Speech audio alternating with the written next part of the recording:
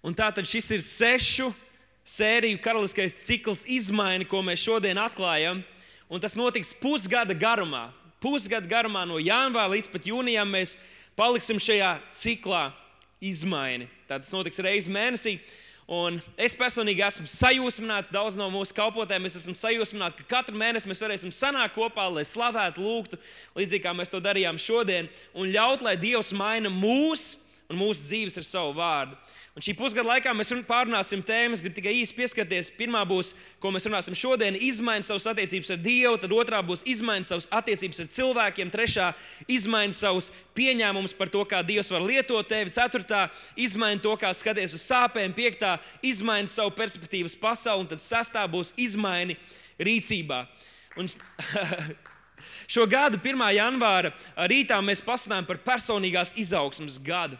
Un, tāpēc es gribu šodien pateikt jums, ka mēs PVJ kalpošana, mēs parūpēsimies un īpaši centīsimies pielikt un piepūt pie tā, lai viss, ko mēs darām, katrs notikums, katrs pasākums, ko mēs darām, būtu vieta, kur mēs varam augt kooperatīvi vai kopīgi, un arī vieta, kur katrs no mums mēs katru reizi kaut ko personīgi iegūstam un nostiprinamies kā personības, kā līderi un kā profesionāļi.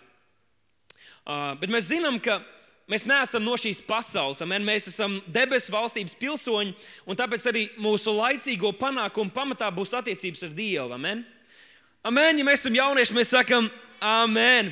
Un attiecības ar Dievu ir pats svarīgākais, kas mums ir. Un tieši tāpēc arī gada 1. karaliskajā ciklā es vēlos runāt tieši par to un palīdzēt daudziem no mums varbūt šodien izdarīt izmaiņas vai piedzīvot izmaiņas un izmainīt domāšanu par to, kā mēs domājam par Dievu, domājam par draudzi, un arī daudziem no mums attiecībās ir viņi pāriet nākamajā līmenī, un es ticu, ka mēs šodien esam tam gatavi. Tā kā šajā gadā tas mums būs ļoti vajadzīgs, lai Dievs ir mūsu pirmajā vietā un lai mums ir stipras attiecības ar viņu.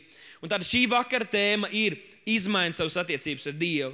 Mūsu pašu vidū un vēl vairāk mūsu apkārtējo cilvēku vidū, mūsu draugu vidū ikdienā, mēs sastopamies ar daudzām problēmām. Arī mēs paši sastopamies ar daudzām problēmām, bet šajā kontekstā es gribētu runāt par 4 visbiežāk sastopamajiem jautājumiem, kādi var rasties. Un tātad, kas ir Dievs, kas es esmu, kā lai es saprotu ļaunumu pasaulē, kā es varu sevi pasargāt, lai nedarītu ļaunas lietas. Skaidrs ir tas, ka mums visiem vajag izmainīt to, kā mēs domājam par Dievu un draudzi. Mēs vienmēr varam atklāt kaut ko jaunu, iemācīties, atzīt kaut ko vairāk, lai mēs varētu atbildēt uz šiem jautājumiem. Un šī vakara rakstu vieta ir Jāņa evaņģēlijas 15. nodaļa un 1. pants. Un tur Jēzus saka šos vārdus: Es esmu īstais vīnakoks, un mans tēvs ir dārza kopējs. Tās mēs lūdzam, Kungs, ka šajā vakarā mēs varam sadzirdēt no Tevis. Jēzu, ka šos vārdus, ko Tu izteici toreiz saviem mācekļiem, Tēvs, ka šodien tie tikpat dzīvi var atskanēt mūsu dzīvēs. Tas mēs lūdzam, ka šajā vakarā, Tēvs, ka Tu vari kaut kādu īpašu darbu izdarīt pie mūsu sirdīm. Tēvs, ka mēs dosimies prom, lai mēs nebūtu vairs tādi, kādi mēs bijām ienākot. Mēs To lūdzam Jēzus vārdā. Amen. Es esmu īstais vīnakoks, un mans tēvs ir dārza kopējs. Un pirms mēs runājam tālāk, mums ir jāsaprot, ka Jēzus runāja šajā gadījumā, viņš runāja izmantojot metaforu. Tātad Jēzus nav koks, un Dievs nav dārznieks. Amen? Jaunieši, amen? Tāda ir. Tad Jēzus nav koks. Tas ir līdzīgi, kā mēs sakām, puisis kā ozols, vai meitene kā stirna. Es nezinu, kā saka tā, paliekam pie tā puisis kā ozols. Un tomēr sabiedrībā mēs varam novērot dažādas idejas par Dievu tēvu, Viens ir, ka viņš ir bargs un atturīgs tēvs. Viņš grib tikai valdīt un visu noteikt un kontrolēt, un viņš nevēlas pazīt mūs, bet sodīs, ja mēs nerīkosimies tā, kā viņš vēlas, kā viņš ir noteicis. Viņam pa prātam. Mēs redzam, ka kādi attēlo Dievu kā tēvu, kas pārāk daudz aprūpē vai velta pārāk daudz uzmanības, tik cik pat nevajadzētu veltīt daudz uzmanības katram no mums, katram no saviem bērniem.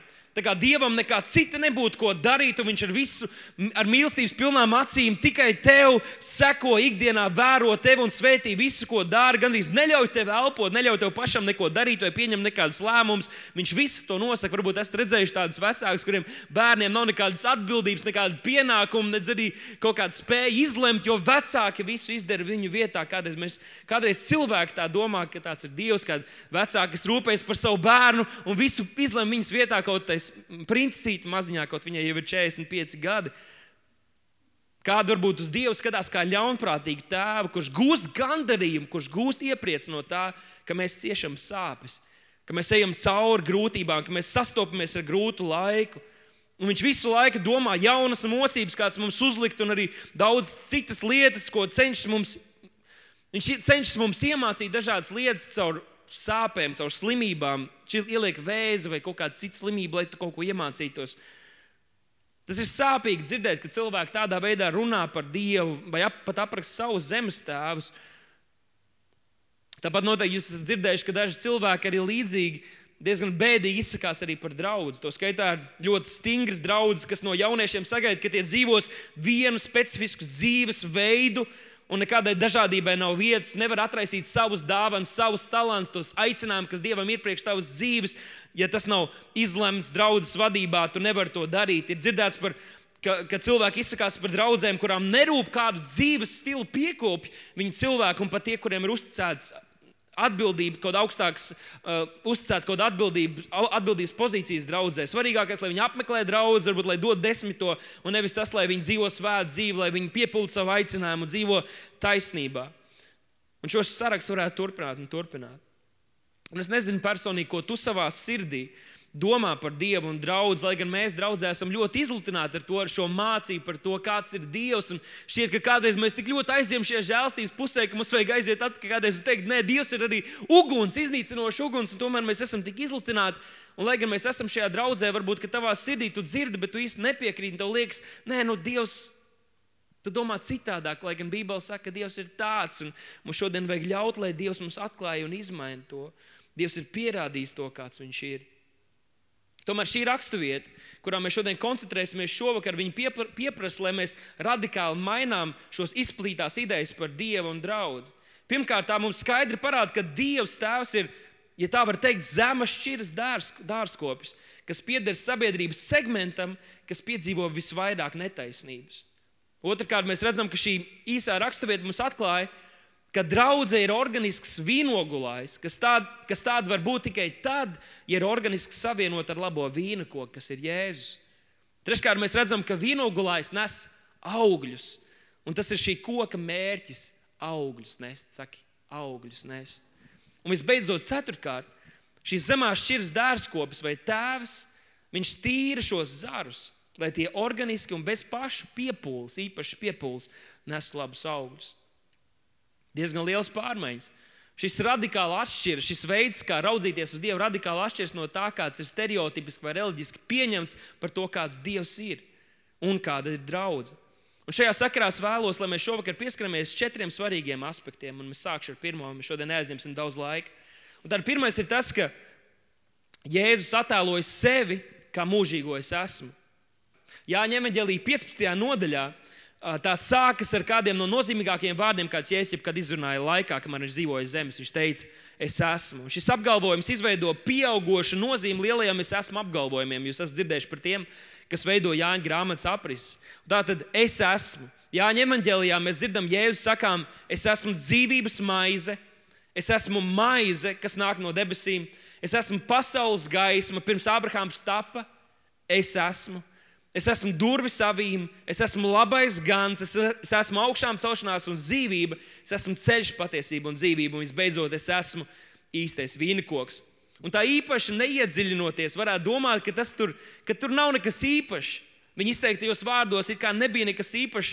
Viņš vienkārši saka, kas viņš ir. Tagad mēs par vienu no pēdējām uzlecošajām zvaigznēm Latvijā ir Kristaps Porziņš, un mēs par viņu dzirdam Kristaps kā tornis, vai varbūt jūs esat dzirdējuši Irbe kā mūris. Tomēr Jēzus šeit pasaka kaut ko daudz vairāk, kā mēs saprotam, cilvēcīgi runājot vai dodot viens otram iesaukus.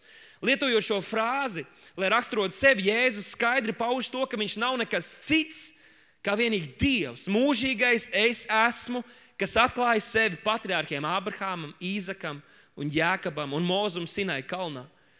Pirmā reize, kad Mūzes satikās ar Dievu tuksnesī, bija laikā, kad viņš bēga no vajāšanām, kad viņš bēga no Ēģiptes. Viņš bija bēglis. Arī bēgļi satiekās ar Jēzu. Un viņš bija bēglis un viņš staigā pa to tuksnesi, viņš ierauga degošu krūmu. Tuksnesī, degošs krūms. Bet, ziniet, tas nebija tas pārsteidzošais, jo tuksnesī tas ir pilnīgi normāli, ka krūmi un viss, kas ir kaut kāda salmi vai zāle, ka tie deg, jo tie izkalst. Tas, kas bija pārsteidzoši, bija tas, ka tas krūms dega, bet tas bija zaļš, tas bija auglīgs krūms. Viņš dega, bet nesadega. Dega, bet nesadega. Iedomājieties zaļu tādu, tā kā mums, pavasarī, vasaras pilbriedā tāds zaļš, kārtīgs krūms, varbūt ar odziņām, un viņš ir ietārpts ugunī. Tas varētu atstāt kaut kādu iespaidu. Un tuksnesī Dievs uzrunā Mūzu no šī krūma un saka viņam, lai viņš atgriežas Eģiptē un saka Fāraonam, lai viņš atbrīvo Izraēlu tautu. Mūzes viņam prasa, ko lai es saku, kas man sūtīja, un tad Dievs viņam atbild ar šiem fantastiskiem vārdiem, ko mēs atrodam 2. Mūzes vēstulē 3. nodaļā, grāmatā atvainojos. Un tur Dievs viņam saka, es esmu, kas es esmu. Tā tev jārunā ar Izraēlu bērniem, tad viņš saka, es esmu. Tas man sūtīs pie jums. Es esmu. Un tagad Jēzus izsaka šos pašus vārdus izrēliešiem, kas ir mācījušies no bērnības rakstus, kas zina, ko Mūzes ir rakstījis un kas to ir iemācījušies no galvas. Iespējams, ka šis ir viens no tiem stāstiem, kas bija viens no spilgtākajiem viņa dzīvē. Viņi iedomājas, kā Mūzes tur bēgaļo pa to tuksnesi un ierauga degošu krūmu, un tad Dievs viņu uzrunā. Un tad mēs zinām, kas pēc tam notiek, visas tās mocības. Tad Izraēla tauta iziet no Ēģiptes pēc 400 gadiem, un fantastisks lietas noteikti tie izrēlieši jau no bērnības zināja šo stāstu.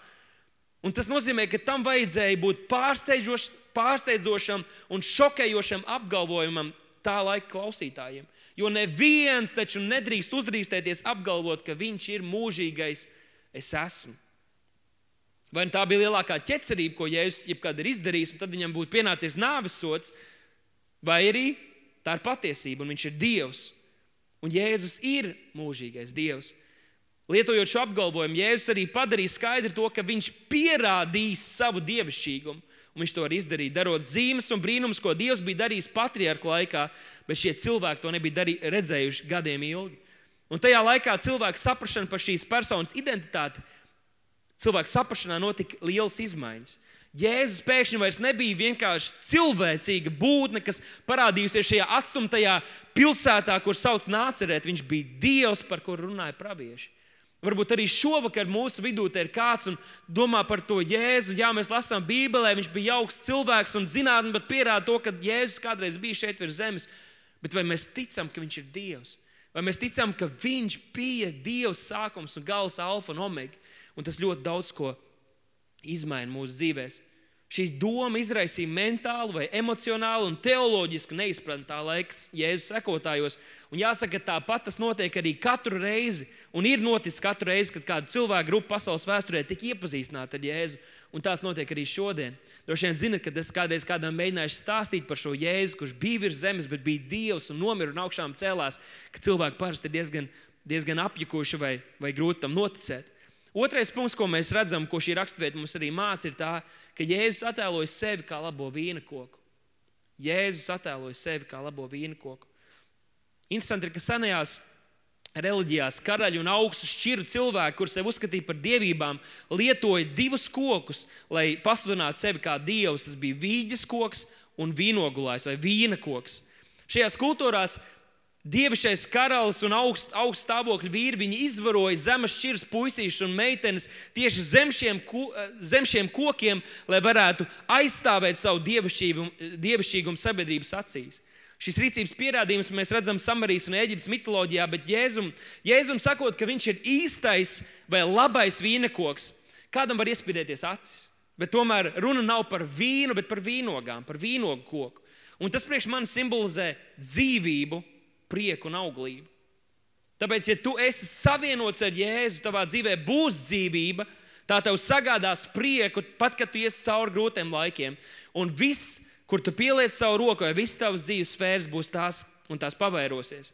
Pirmajā Mūzes grāmatā tā piedāvā mums biblisku atskatu šo briesmīgo seno reliģisko praksi, kad Ādams un Ieva ēda no šī aizliegtā koka, čūska bija tā, kas viņu bija piemānījusi.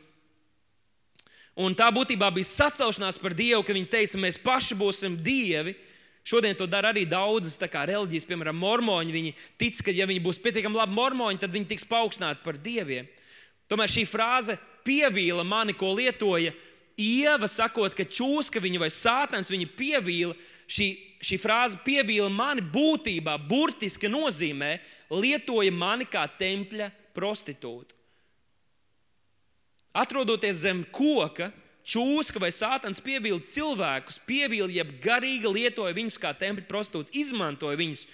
Un vēlāk Ēģiptes mitoloģijā viņi turpināja to pašu darīt fiziski, tā pretendējot uz dievības statusu. Bet Jēzus, viņš atjauno un glābj un maina šo Dieva radības attēlu, kas bija pasaules reliģijas samaitāts. Jēzus devē sevi par labo vai īsto vīna koku. Šī vīna koka augļi kļūst par dzīvības avotu, nevis ļaunuma un nāves nesēju cilvēku dzīvēs. Jēzus citiem vārdiem saka, ka ēdot no aizliegtā koka un tā augļiem, jūs pazaudējāt visu, kas jums bija. Bet tad viņš saka, jūs tagad varat baudīt no šī dzīvības koka, no šī dzīvības vīna koka, un tas atnesīs dzīvību jūsu dzīvēs. Tas izmainīs visu. Jūs varat atgūt to, ko velns jums nozag. Jēzus teica, es esmu nācis, lai tiem būtu dzīvība un kas? Dzīvības pārpilnība. Tas bija liels transformējošs izmaiņas Jēzus klausītājos tajā laikā. Un arī šodien draudzē ir aicinājums rādīt un radīt tādas pašas izmaiņas. Dieva radība ir tikusi lietot apgānīšanai un netaisnībai daudz gadsimtu laikā, un arī mūsdienās tas pats notiek, bet draudze ir aicināta to izmainīt Dieva labajā un dzīvību dodošajā realitātē. Tas ir aicinājums priekš mums, un tas attiec tieši uz mums, jo mēs esam gaisma, mēs esam tie, kas mēs esam Dieva valstības aģenti, lai mēs ietu un ietekmētu šo kultūru, šo pilsētu pozitīvā veidā. Varbūt tavā dzīvē pietrūkst dzīvības. Varbūt tu cīnies ar depresiju, varbūt tu cīnies ar mazvērtību, vai tu cīnies ar kaut kādām citām lietām savā dzīvē, varbūt tu centies pēc savus šīs laicīgiem panākumiem dzīties un kaut ko tu sasniedz, kaut ko nē, bet tie nedod tev pilnīgi apmierinājumu vai gandarījumu. Tad es šodien gribu teikt, ka tā atbilde, kas tev ir vajadzīgs savienoties ar dzīvības koku. Tev ir vajadzīgs savienoties ar īsto vīna koku, kas ienesīs dzīvību tavā dzīvē, vienalga, ko apstākļi kādreiz mums rāda. Trešā lieta, ko mēs varam mācīties no šīs raksturvietas, ir tā, ka Jēzus izmainīja Dieva definīciju. Jēzus saka, mans tēvs ir dārza kopējs vai dārzkopis. Un šis vārds, kas tiek lietots, lai aprakstītu Dievu tēvu, arī ir ticis lietots, lai aprakstītu zemes šķiras un atstumtos cilvēkus senajās reliģijās. Tādus, ar kuriem neviens nevēlējās sevi asociēt, vai ļaudis novērsās no viņiem, redzot viņu vaigu. Atminaties, kas rakstīts Jesejas grāmatā 53. nodaļā. Viņš bija nicināts, labāk ļaudis no viņa vairījās. Vīrs, kam nebija svešs sāpes, tas rakstīts par Jēzu, un kas bija norūdīts ciešanās, tāds, kura priekšā aizklāja vaigu, tā nicināts, ka mēs viņu ne par ko neturējām. Arī šodien tādās valstīs kā Indijā tūkstošiem fermeru katru gadu izdara pašnāvības. Katras 6 minūtes Indijā kāds fermeru zēns vai meitene tiek izvarota. Tā ir realitāte, kuras mēdīji bieži neatspoguļo, un daudzas varbūt mūsdienu slavenības vai populārie cilvēki brauc uz Indiju, atrast sevi un tomēr šo kultūru un šo vidi un dzīves līmeni tie nevēlas. Kā tu vari aizbraukt uz tādu vietu un atrast sevi? Ja tu gribi atrast sevi, mēs varam uzzināt, kas mēs esam, priekš kam mēs esam, tikai satiekoties ar to, kas mūs ir radījis. Satiekot savu radītāju. Viņš zina savu plānu, viņš zina, kam tu dari vislabāk, viņš zina tavu aicinājumu, un tas ir vienīgais veids, kā tu vari atklāt to. Tomēr senajā tuvu austrumu sabiedrībā un tajā situācijā, kurā Jēzus dzīvoja, tā situācija bija ļoti līdzīga. Zinot šo patiesību, Jēzus ar nodomu aprakstīja Dievu kā dārzkopi to cilvēku priekšā. Dievs ir Dievs cilvēkiem, no kuriem daudz ir piedzīvojuši liela mēroga netaisnību. Un es domāju, ka arī mūsu vidū ir daudz, mēs katrs esam kaut kādā mērā sastapušies ar to. Tomēr Jēzus uzsver, ka Bībeles Dievs vienmēr ir dārzkopis. Viņš ir ienīsto, atstumto un ieslodzīto Dievs. Varbūt tu esi piedzīvojis netaisnību. Varbūt tu esi saskāries ar kaut kādu pretstāvēšanu, ka tev cilvēki liek lamatas, cilvēki kaut kā tev pazemo vai cilvēki ir stāvējuši pret tevi.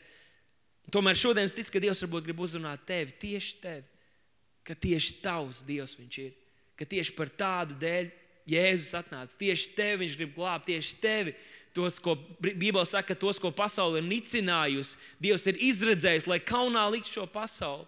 Un mēs katrs esam saskārušies ar kādu netaisnību. Un tomēr Dievs šodien saka, es esmu tavs Dievs un es darīšu caur tevi varenas lietas. Tāpat kā Mūzes, viņš bija bēglis, viņš bija izraidītais, viņš bija tāds, ko visi vajā gribēja nogalināt. Un tomēr Dievs caur viņu bija spējīgs darīt varenas lietas. Amen. Un 4. lieta, ko mēs varam mācīties no šīs raksturvietas, ir tā, ka Jēzus piedāvā risinājumu. Jēzus vienmēr piedāvā risinājumu. Dzirdi? Pasaka to savam blakus sēdošajam. Jēzum ir risinājums. Jēzum ir risinājums. Vienalga, kāda ir tava problēma. Viņš saka, kļūsti par daļu no vīna koka un atļauj zemes šķiras Dievam, Tēvam, tīrīt tevi. Jēzus saka, atļauj Dievam tīrīt tevi. Grieķu valodas vārds, kur Jēzus lieto šajā raksturvietā, runā par dziļu katras vai tīrīšanu. Viens no tādiem interesantākiem veidiem, kā skaidrot šo vārdu, ir zarnu trakta tīrīšana vai zarnu kanāla tīrīšana. Es nezinu, vai kāds no jums kādreiz to piedzīvojis, es to neesmu piedzīvojis, bet esmu dzirdējis, kā tas ir. Tas nav īpaši patīkami, bet tur runa par kārtīgu iekšēju tīrīšanu. Un tas ir tas, ko Dievs dara ar mums. Viņš nesāk no ārpuses, viņš sāk no iekšpuses. Viņš grib izmainīt mūsu iekšpusē, un tad arī ārpuse mainīsies. Tā ir iekšēji pamatīga tīrīšana, ko Dievs dara pie mums. Tas nevienmēr ir patīkami, kādreiz berzēšana vai skrāpēšana un mazgāšana nemaz nav tik patīkami, bet process ir tā vērts. Vecajā derībā šis tīrīt ir misioloģisks termins. Piemēram, mēs bieži lasām šo stāstījumu par Jozua un Izraēla tautu. Saprotot, ka Izraēla tautai vajadzēja ieiet Kanānas zemē un iznīcināt visus cilvēkus, kur tur dzīvoja. Tomēr Dievs uz Jozua runāja ar šādiem vārdiem, tas apstīts 4. Mūzes grāmatā 33. nodaļā, kur Dievs saka, tad jums jāizdzen visi tās zemes iedzīvotāji un jāiznīcina visi viņu elku tēli, tāpat arī jāizdaldē visi viņu lietiet attēli un jāiznīcina viņu augstieņu svētnīcas. Dievs nelika viņiem slepkavot, kā mums kādreiz liekas. Patiesībā ebreju valodas vārdi, kur tur tiek lietot vecajā derībā, skaidri runā par to, ka Izraēla tautai vajadzēja ieiet Kanānas zemē un to iztīrīt, atjaunot un pakļaut šo jauno sabiedrību. Un tā ir zemes šķiras dārzkopja Dieva misija. Tā ir mūsu draudzes, mūsdienu draudzes misija. Kad Dieva cilvēki pakļauj šim konstantajam tīrīšanas procesam un paralēli tam, kļūst par neatdalām daļu no vīna koka, tad viņi nodibina šo pastāvošo stāvokli, kas saucas palikt Kristū. Tas ļoti atšķiras no reliģiskas sapratnes vai izpratnes par kristietību. Tā parasti vērtē pēc tā, ko mēs darām. Ja tu tā rīkojies, tad tu tāds esi, bet Bībele atzīst kādu par kristieti tad, ja viņš paliek Kristū. Ja tu paliec Kristū vai tu paliec vīna kokā. Kad mēs nonākam šajā eksistenciālajā būšanas stāvoklī, mēs nesam augļus. Bet kas tad notiek, kad mēs tādi esam? Kristiešu kopiena kļūst par grupu, kas pievelk visus cilvēkus. Viņi atnāk, lai atrastu patvērumu un mieru. Tāpat kā tas koks 1. psalmā. Lasīšu no 1. psalma. Tāds ir līdzīgs kokam, kas stādīts pie ūdens upēm, kas savus augļus nes pareizā laikā un kam lapas nesavīst. Viss, ko viņš dara, tam labi izdodas. Un to arī nozīmē svētais vakarēdiens. Kad kristietis ņem dalību vakarēdienā, viņš ņem dalību Kristus miesā un asinīs. Un to darot, mēs paliekam Kristū. Un tāpēc mēs nesam kristiešu cienīgus augļus. Tas ir tas noslēpums, kā radīt izmaiņas nesošu kopienu. Un arī mēs paši tādi varam būt. Kolosiešiem 2:6-7. Apostols Pāvils saka šos vārdus. Tad nu Kristu Jēzu pieņēmuši, dzīvojiet viņā, sakņodamies viņā, augdam viņā, stipri kļūdam ticībā, kurā esat mācīti, pārplūzdam savā pateicībā. Bet kā mums rīkoties, lai piedzīvot šīs izmaiņas, kuras mēs tik ļoti vēlamies? Es gribu ieteikt sākt ar 2 lietām. To mēs nedarīsim šodien, bet tu vari to pierakstīt, varbūt mājās, kad savā personīgajā laikā esi par to padomāt. Pirmais ir, ka mums vajag identificēt un uzskaitīt jomas savā dzīvē, kurās tu esi savienojies ar īsto vīna koku. Kuras ir tās jomas, kas ir liecība tavā dzīvē? Kurās tu esi ielaidis Jēzu un redzi viņa darbu savā dzīvē? Kuras ir tās sfēras tavā dzīvē, kur tu esi savienojies ar īsto vīna koku? Un otrais ir, ko mums vajag katram izdarīt, ir identificēt un uzskaitīt sfēras savā dzīvē, kurās tu esi savienojies ar viltus vīna koku. Zinām, ka Jēzus teica, es esmu nācis, lai tiem būtu dzīvība un dzīves pārpilnība, bet viņš teica, ka zaglis nāk vienīgi, lai zaktu, nokautu un nomaitātu. Un tātad ir šis viltus vīna koks. Un tātad mēs to varam atpazīt, saprotot, kuras ir tās dzīves sfēras, kur, lai gan mēs esam kristieši, kurās tomēr ir tums. Kuras ir tās sfēras, kurās Jēzus vēl nav ienācis. Vai tas ir tavs hobijs, vai tie ir tavi draugi, vai tas ir tas, ko dari brīvajā laikā, vai tas, kas notiek tavā doma pasaulē, vai tas ir tas, ko tu dari kalpošanā, vai tu vispār kalpo, vai tas ir kaut kāda sfēra tieši ticībā par dziedināšanu, vienalga kas, kuras ir tās sfēras, kur Jēzus vēl nav ienācis. Un tad mums ir jāatcerās tas, ka viss, ko apspīd gaisma, tas ir gaisma. Tātad šim pārmaiņu procesam mums ir kādreiz tieksme likties, ka tas ir kaut kas sarežģīts, kad mums jāmaina sevi. Un tomēr Jēzus teica, ka viss, ko apspīd gaisma, tas ir gaisma. Tas nozīmē, ja mēs vienkārši atļaujamies, tāpēc es teiktu, ja mēs atzīstamies savos grēkos, ja mēs atzīstam, ja mēs paši varam to izteikt, un pirmais solis ir, ka mēs atzīstam kaut kādu problēmu, mēs atzīstam kaut kādu vājo sfēru savā dzīvē, tad tas jau ir kaut kāds stariņš, kas iespīd tajā sfērā. Un jo vairāk mēs tā kā ļausim, lai Jēzus pilnība un lai tas Jēzus Dieva vārds, lai tas ienāk, apstaro vienalga, kas tā sfēra tavā dzīvē ir, tad tā dabīgi mainīsies. Tā uz to pusi, kā Dievs to ir paredzējis. Amen. Tātad viss, ko apspīd gaismu, tā ir gaisma. Un viens no veidiem, kā mēs varam pārbaudīt, un varbūt ir vērts kādreiz mums apskatīt savu dzīvi, atskatīties, cik savienot ar šo labo vīna koku mēs esam, ir salīdzināt savu dzīvi ar garu augļiem. Un tas ir vēstulē Galatiešiem 5. nodaļā no 22. līdz 23. pantam.